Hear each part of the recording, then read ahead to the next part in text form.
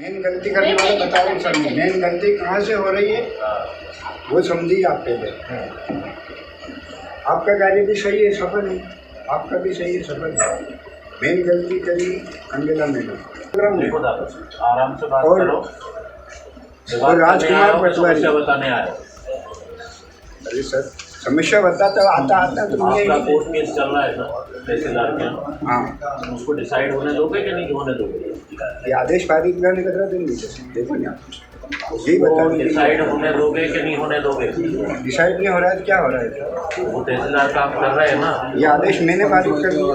कल आदेश कर दो जिस स्थिति में भी, ठीक है, अपील करते रहेंगे। ठीक है, कल आपका सर ये अपील का तो पहले भी हुआ था, आपका आदेश तहसीलदार साहब के यहाँ हुआ था, आपने जो आदेश दिया। इस बुजुर्ग के बाद एसडीएम साहब को बुरी लग गई। बुजुर्ग ने साहब के सामने अपनी फरियाद सुनाई थी। एसडीएम साहब से सवाल पूछे थे, लेकिन दावा किया जा रहा है कि एसडीएम साहब को बुजुर्ग के बात करने का तरीका नागवार गुजरा और उन्होंने इस बुजुर्ग को थाने भिजवा दिया। 70 साल के बुजुर्ग जगदीश दास बैरागी की माने तो उन्हें पुलिसकर्मी दोपहर करीब 1 बजे तहसील कार्यालय से उठाकर ले गए और शाम 6 बजे तक भूखा प्यासा थाने में बैठा कर रखा। इसके बाद नंगे पांव छोड़ दिया। फिलहाल बुजुर्ग जगदीश दास बैरागी सरकार से न्याय की मांग कर रहे हैं। सर परेशान में मेरी ज़मीन का अवैध कब्जा कर रखा है पड़ोसियों ने। उस ज़मीन का अवैध कब्जा हटवाने के लिए मैंने एसडीएम कार्यालय में आवेदन किया।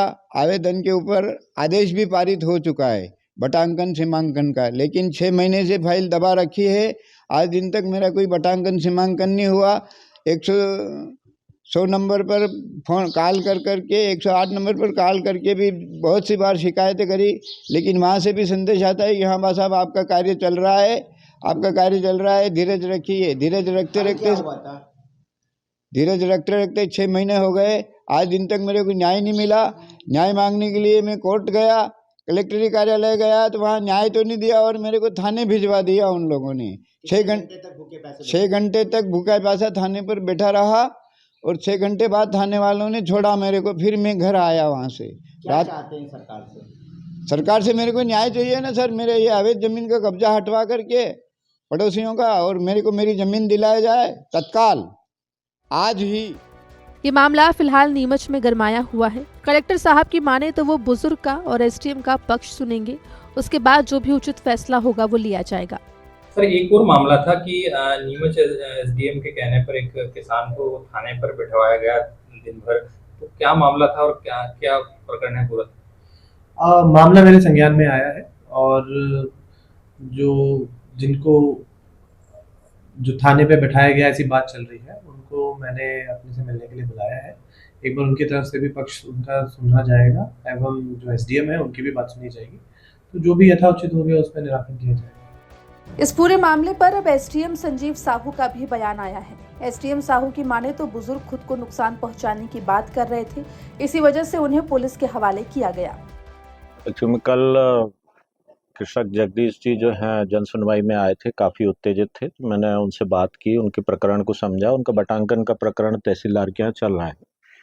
तो पटवारी ने जो बटांकन फर्द तैयार की है उसको लेके वो सहमत नहीं है। वो कह रहे हैं कि हमारे अनुसार ऐसा होना चाहिए। तो मैंने उनके समक्ष में ही तहसीलदार को निर्देश दिए थे कि भाई इनका शीघ्र जो है नियम अनुसार प्रकरण का निराकरण कर दे। बहुत ज़्यादा उत्तेजित थे और साथ में उन्होंने फिर करने पेट्रोल डलाकर भी बात की थी। तो उसी उद्देश्य से जो है पुलिस की अभिरक्षा में उनको भिजवाया गया था कि भाई इनको सकुशल जो है बस स्टैंड भिजवा दिया। बताया जा रहा है कि जगदीश दास की जमीन का तत्कालीन एसडीएम ममता खेड़े ने सीमांकन और बटांकन करने के आदेश दिए थे। बीते 6 महीने से एसडीएम के आदेश का पालन नहीं हो रहा था। इस वजह से पीड़ित हर मंगलवार को जनसुनवाई में गुहार लेकर पहुंच रहा था। 18 मार्च को भी जगदीश दास बैरागी सुनवाई में पहुंचे। बार बार उनकी सुनवाई नहीं होने से नाराज बुजुर्ग उस दिन थोड़े उग्र हो गए और ऊंची आवाज में एसडीएम संजीव साहू को अपनी पीड़ा सुनाई। आरोप है कि इसी के बाद पुलिस उनको उठाकर थाने ले गई और कई घंटे भूखे प्यासे बैठाए रखा। नीमच से आकाश चौहान की रिपोर्ट, एमपी तक।